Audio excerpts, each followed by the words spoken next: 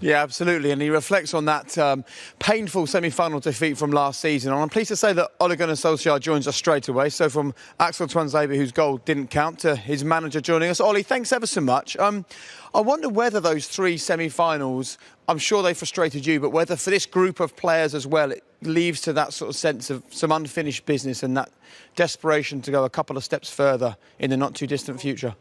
Yeah, of course. It's, as Axel rightly says, you know, you remember the defeats more so than the wins, and especially semi-finals. You know, you're so close to the final and the big stage, and we had three of them. We've already had one of them this season, so this group feels hurt, of course, and want to go further. Let's talk about Scholes Solskjaer. A really big night for him. As he came on, Paul Scholes, who's standing next to me, he looked at it and he said, such a shame there's not a full Old Trafford to witness this moment, because it is a special moment. The youngest ever player for this football club in European competition. Yeah, and Scholes, he's got some skills and attributes that we think is going to make a very good player here. And it's a platform, of course, tonight, just 15 minutes. It's something to build on, something to remember for him at Old Trafford. But then again, with the fans, he would have enjoyed it more because they give you so much more energy than football at the moment. It is strange, it is different, but I'm sure all the fans will see him later on. Good man. Robbie's wondering when his son gets an opportunity. Yeah, he'll get a chance if he does well. You know, anyone who signs here, you know, they've got a chance if they have the right attitude and keep listening to the coaches. So Robbie knows. Robbie knows, good, and he's got a good teacher at home as well as at Manchester United. Talk us through the atmosphere among the group at the moment, because the results are looking really good. There's a great confidence. You reacted so well to that defeat by Sheffield United here. Yeah, no, we are a group that's very tight together. You have to be at the moment because there's not a lot else you're doing, and you know, that's the interaction you have with people. You come in, you work every day. We've had a few setbacks and knocks, which I've seen some players there being, it lifts us.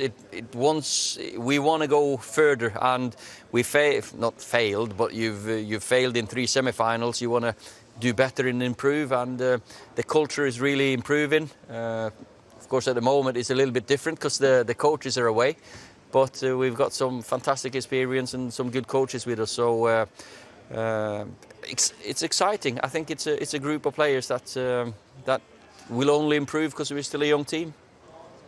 And I know it's a group of players that would love to be defined by winning a trophy. You've actually got a really interesting and, from your perspective, exciting few weeks coming up. You've got some big games of football. You've got Leicester in the Cup. They'll want to win that game now they've gone out of the Europa League this evening. So really quite a lot may be determined in the next 4 or 6 weeks. Yeah, well, now until the international break, I think we've got 7 games, 6 or 7 or 8 games, and of course you have Chelsea, you have, as you say, Leicester, you have City, so you have massive games, West Ham, all important games in the league, and you got Palace away, and then who knows who we draw. So it's going to be these 3 or 4 or 3 weeks now. Is it 3 and a bit weeks until the international break? They're going to be massive for us, but we're in a good place. Confidence is good. Hopefully we'll get a few players back in, and the Dan tonight wasn't hopefully not too bad. Yeah, tell us the latest on that. No, he felt a tweak, so we'll have to check on him. Dan tonight, then Scott, Donny, Edinson. We hope that they can be available for the weekend. I'm not sure. Paul is still out a few weeks, unfortunately.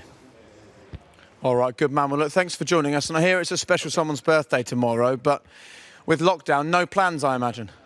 Absolutely no plans whatsoever. What can you do? You just enjoy the day with the team. The lads. I'm not going to bring cake in for him.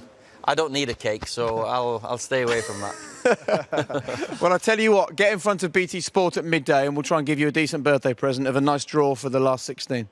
Yeah, I will. Don't worry. I'll watch it. Top man, thanks very much for your time. Appreciate it. Thank you. Cheers. See you later. Thanks very much.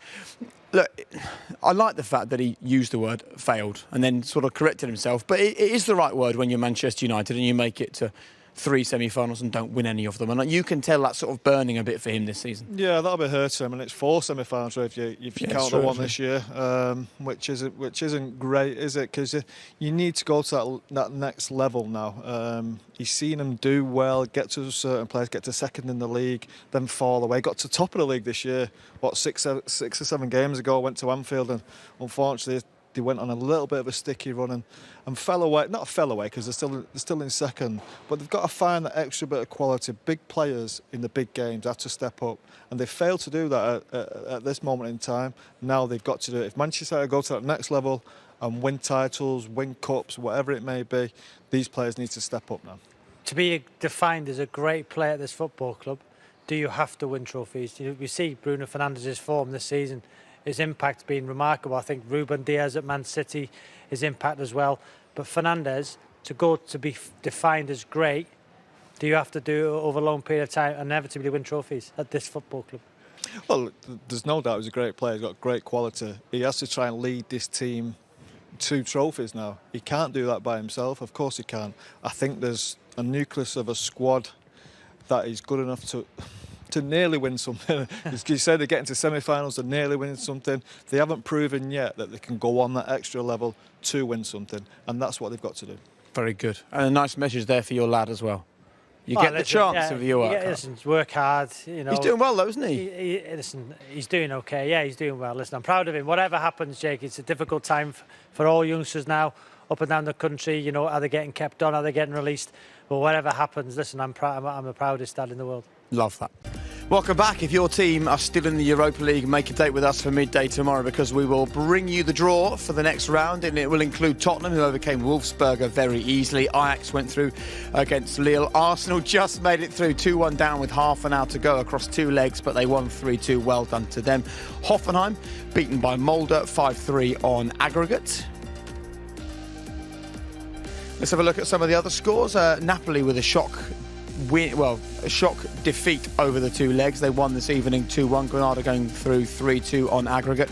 Rangers winning 9-5 on aggregate. They continue to score for fun. Shakhtar Donetsk won 3-0 on aggregate. Villarreal also made it through against Salzburg.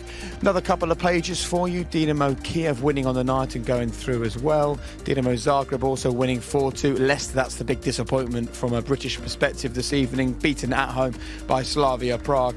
Leverkusen Young Boys win 6-3 on aggregate. Roma beat Braga 3-0. Olympiacos go through 5-4 on aggregate. Milan win on away goals. They'll be relieved about that. And it finished Manchester United 0, Real Sociedad 0. And our co-commentator Robbie Savage has made it through to join us. Look, Robbie, it wasn't the most exciting game in the world, but we ended the match, as you did in commentary, by talking about the amount of youngsters on the pitch there. And that's really the story, isn't it, for this competition?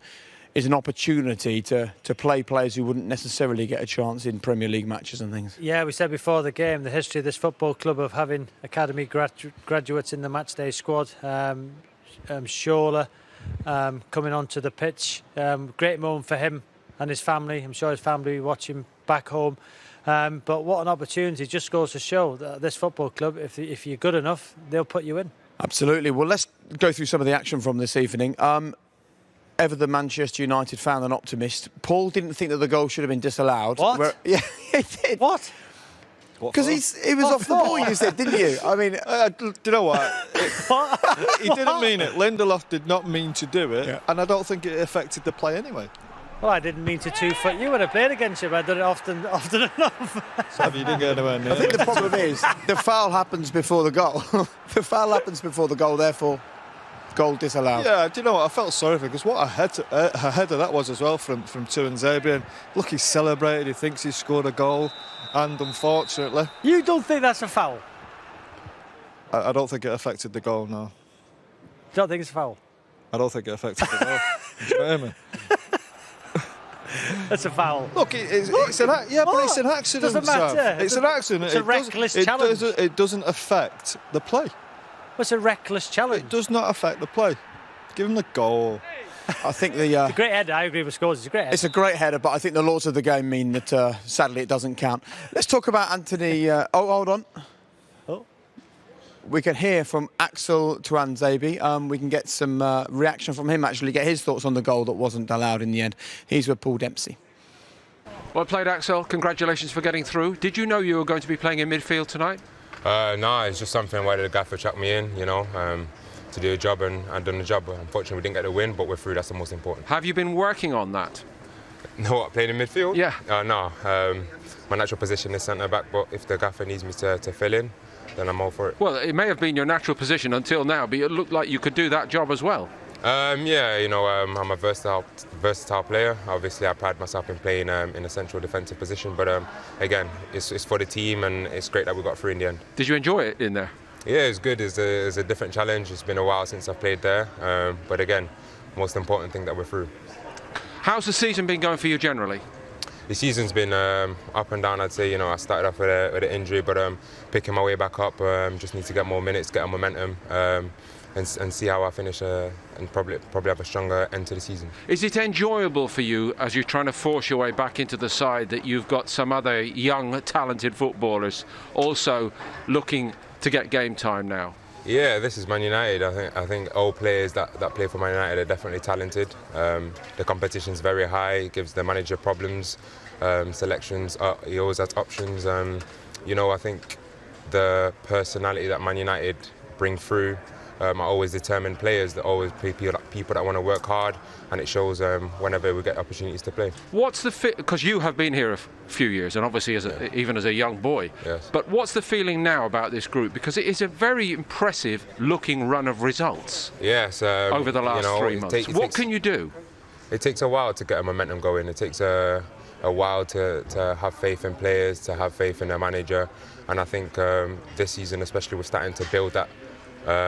It's not something that's done in a year or two. It's a long project. We're just having faith in our players, having faith in our coaching staff, and the results are starting to come through, and hopefully we'll just build on that. And I know the expectation is this time of the year you're challenging for trophies. The expectation is also to win trophies. This is Manchester United. What did you learn as a group from the disappointments of last season? They always stay with you. It's a learning curve, it's an experience. You don't want to feel like that again.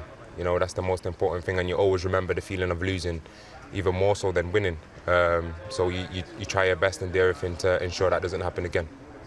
Good luck for the rest of the season. Thank you very much. Thank you very much, sir.